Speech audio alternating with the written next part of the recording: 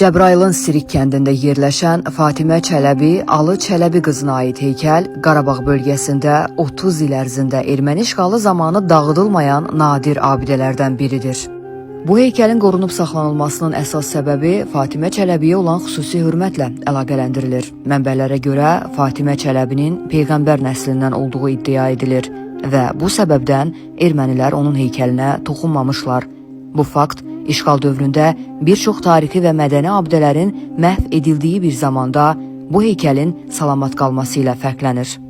Heykəlin görüntüləri sosial şəbəkələrdə paylaşılmış və bu hadisə ictimaiyyətin diqqətini çəkmişdi. Bəli, bir sual çoxlarını düşündürür. Ermənilər işğal zamanı Qarabağda yüzlərlə məscid, türbə, tarixi abidə və yaşayış məntəqəsini dağıtdılar.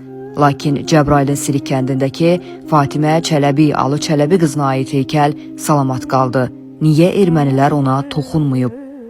Bunun səbəbi Fatimə Çələbiyə Peyğəmbər nəslindən olduğu iddiası ilə bağlı göstərilən hörmətlə əlaqələndirilir. Bu heykəlin dağıdılmaması işğal zamanı mədəni irsimizə qarşı törədilən vandalizmin miqyasını və seçiciliyini göstərir.